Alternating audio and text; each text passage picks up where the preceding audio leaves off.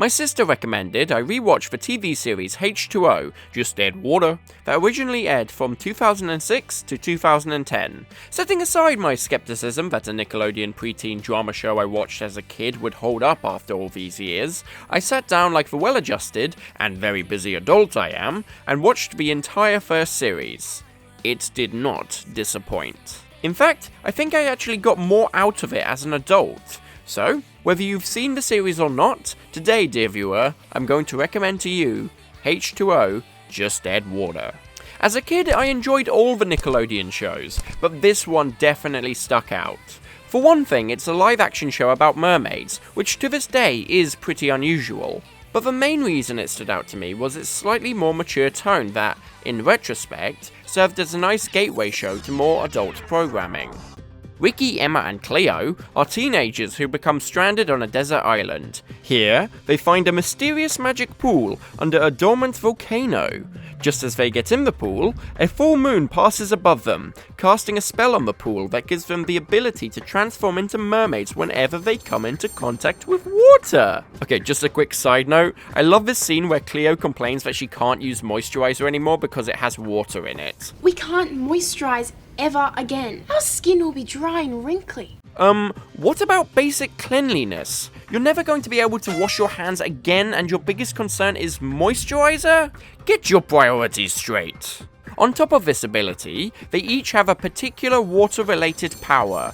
Ricky can heat it, Emma can freeze it, and Cleo can move it. They decide to keep their powers a secret out of fear of being turned into science experiments, which, yeah, makes sense.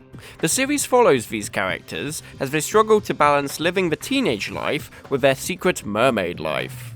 I'm not going to say much else about the overarching plot, because I'm trying to convince new viewers to watch the series and discover that stuff for themselves, but I can talk about the characters, who are frickin' great. Personally, I haven't seen these actors appear in anything else, so it could be they're just playing themselves, but either way, it works for what the show needs them to be. Outside of our main three, we also get introduced to other characters, such as this mysterious, wise, old woman, who seems to know more about our protagonists than she lets on. I'm 65 years old, yes. Flippin' heck, lady, how are you still walking around? Seriously, they refer to her as the old woman, and it's hilarious every single time. That old woman. It's what the old lady said. This is what the old woman meant. What old woman? But where there are heroes, there are villains, and that's where Bad Boy Zane comes in.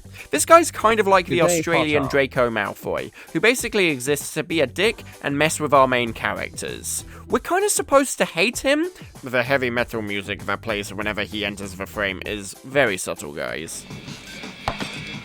3 frozen colas. But honestly, when these girls are so ridiculously easy to mess with, it's quite hard to blame him. Now, we cannot have a conversation about characters without mentioning the best member of the cast, Lewis. Lewis is honestly the beating heart of the show, and, being the only non-mermaid to know of their powers, acts as the girl's servant. Sorry, helper. I have so much sympathy for this guy. All he ever wants to do is go fishing and do his science research, but every episode they drag him in to clean up their mess, and are always completely ungrateful. I also just love all the nuances with his character, even the specific way he turns a corner. He gets some of the best one-liners. Maybe she doesn't like you. Did you think about that? Yes, actually did cross my mind. But then I thought, oh no, she hangs around with you, her standards must be pretty low. Goodbye, Lewis. But even when he's not speaking, his mannerisms steal the show. I even like how the series handles its more minor cast members, for example, the trio's family members. While having far less screen time, their personalities are developed, which creates a believable home life and is an example of the show's success in world building. Plus, the first time I watched this show, I had no idea Emma's dad was Sting! Incredible. Referring back to Lewis's one-liners, a lot of this show's dialogue is on point, and the biggest positive surprise I found in rewatching the show. I had no memory of how much dry wit each episode has to offer. It must have completely gone over my dumbass kid brain, but as an adult, I'm amazed at how many genuine laughs this show gets out of me. I in particular love any scene in which Lewis and Ricky, the second best character, interact one-on-one. It's seriously the best. Ricky, can I sit? I certainly hope so, just not with me. The show also covers a wide range of social issues, from sexism to inappropriate romantic relationships and overfishing. But less in a, okay fellow writers, what are we going to make our young, impressionable viewers feel guilty about today? Kind of way, and instead in a more subtle, these issues are always present, but just one aspect of everyday life kind of way, which I feel more accurately reflects the real world. A nice example of this is this scene, in which Ricky comments on how sexist beauty pageants are. How sexist can you get? What kind of a moron would enter something like this? I think a lesser show would have then made this the topic of the episode, by having Ricky rally against the pageant, and then the episode ends, and the issue of sexism never comes up again. There we go, sexism solved! But this isn't how it plays out. In fact, Cleo decides to take part in the pageant. This allows the subject to remain an ongoing issue, which I think is much more true to the real world.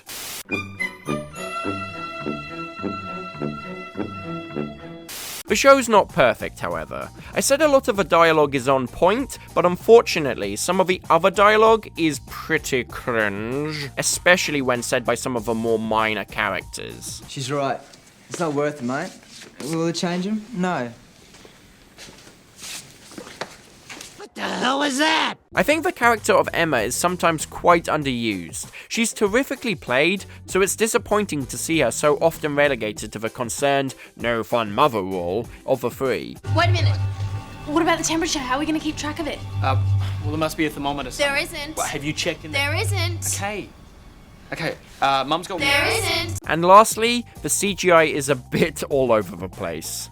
Of course, you have to see it in the context of the time it was made, and understand the budget restrictions that come with TV. But when the mermaids go into hyperspace, I remember even at the time thinking, Jesus, this looks flipping ridiculous. Not going the Green Lantern route, and CGIing the tails was definitely the right move. The mermaid costumes are very high quality, and when they have these tails on, they're exactly how I'd imagine real-life mermaids to look. Also, the physicality of these costumes is quite impressive. The fact that these actresses can swim underwater smoothly with the tails on, all the while smiling, is really amazing. I also think they nailed the look of these characters, and their everyday outfits reflect their personalities very well, even though it is painfully naughties. I feel like whatever criticisms I have of this show are still relatively minor compared to the amount of enjoyment you can get out of it.